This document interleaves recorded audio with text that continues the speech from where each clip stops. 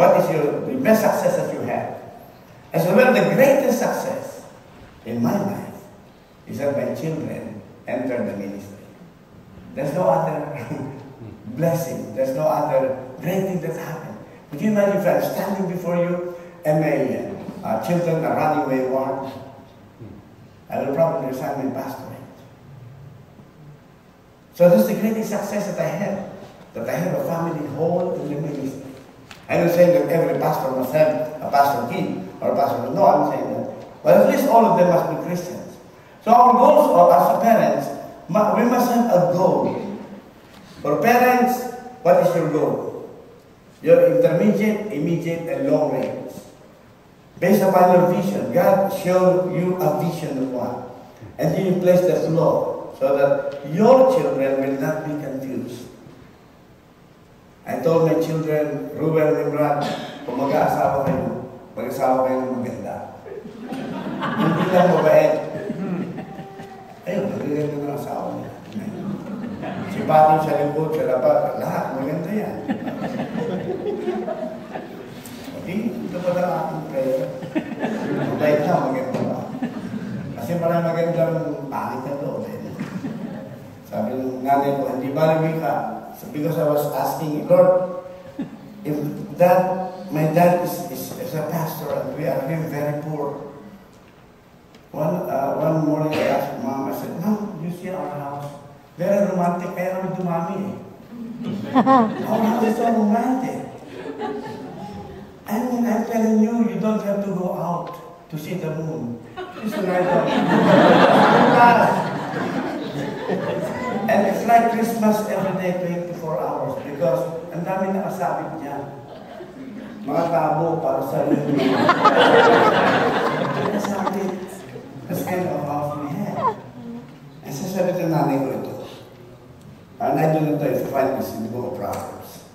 Hindi mali na nakatira sa kubo ay tao. Huwag lang mayaman. Palasyo na nakatira, wag. What's wag? Ow. Better to be men than owl. Ano yun sa short English. It's short than the message. But you see, and that is the point. Number one, may I say that every family, if you don't have that, must have a vision of your family, of yourself, for your husband, for your wife. A vision of your family, a vision of your children. What kind of family do you want to have in this coming years? And then set up goals for the family. Because, when you go into that snack place, nakita ba yung statistics doon? The one you said, facing this here. I was reading that last time, and I saw the statistics in the United States per day, that average young people spends 270 minutes watching TV every day. 82 minutes on the phone, 80 minutes playing games, 27 minutes on the computer. Kids 8 to 18 spend 7.5 hours a day on electronics. This is nearly 2,712 hours or 130 days in a 365 years. These are young people today.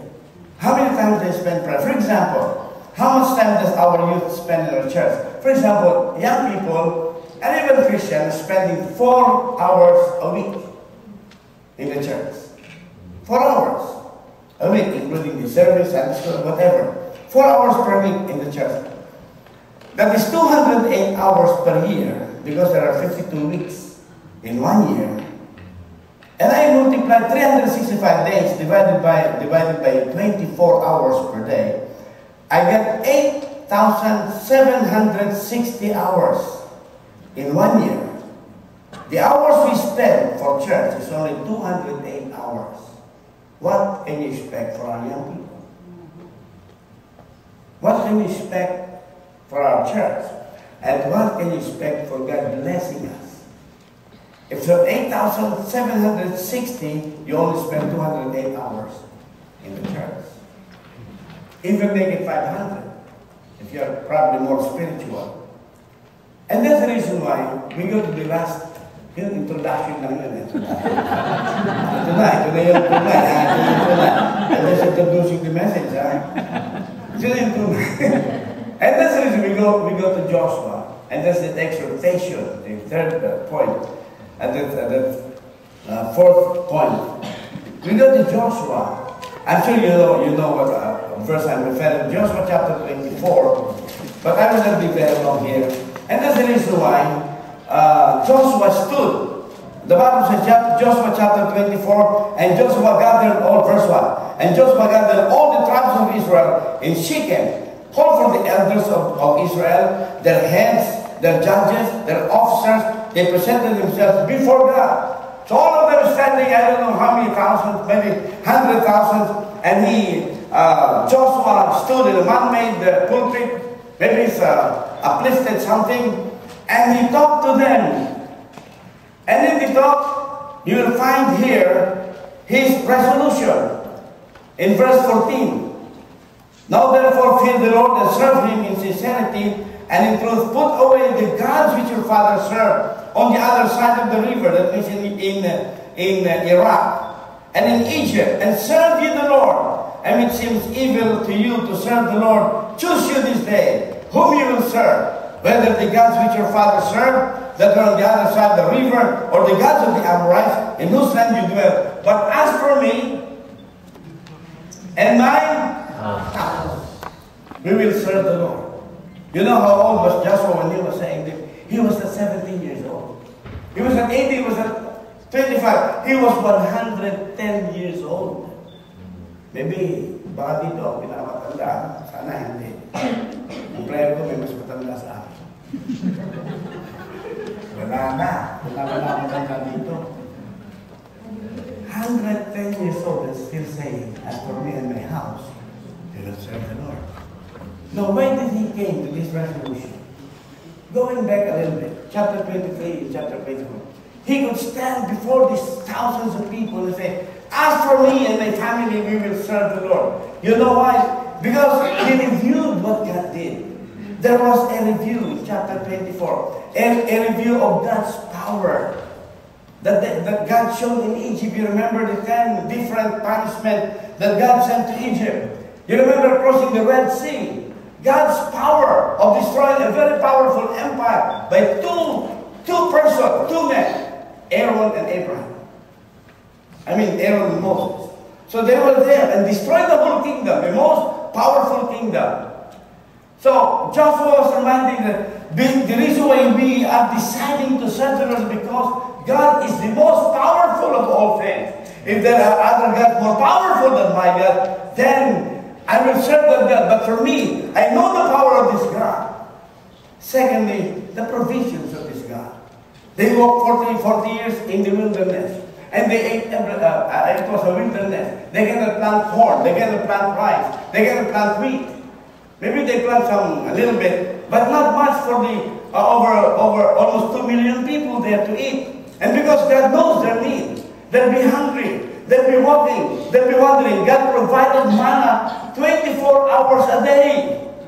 Every day they get the manna for free. It's eat all you can. No take home. That's what God said. No take home. Eat all you can. Take all you can and eat all you take. No take home. For 24 hours. And God provided. The Bible says also in Deuteronomy chapter 30 that even their clothing and their shoes did not get old. What in the world is better clothes than Walmart or Kmart or Sears or JCPenney? Apat na pong taon-susunod, mo decision na. But imagine that, 40 years, you have that. Tatak ay hindi yes. No. Tatak is wilderness. So even the clothing, God is concerned with the clothing. God is concerned with their shoes. Do you need shoes? You want to pray for shoes? You know, this is a problem with me and my wife. We have some likes on this. I like, in my hair, I like these 3 flowers. Brilliant time. Tagalog pamata. So, I like that. But the problem was, I have been using that for many years, and the problem was, it's being removed from the market. Almost no more. In the Philippines, you cannot buy that anymore. I was using Menon skin bracer since 1968 to the present. And of course, you get it here, but in the Philippines, no more Menon skin bracer. My wife is in love with Vanderbilt powder and unit away. Yan mo pronunciation. Iyon na toilet sa Tagalog. Iyon na toilet.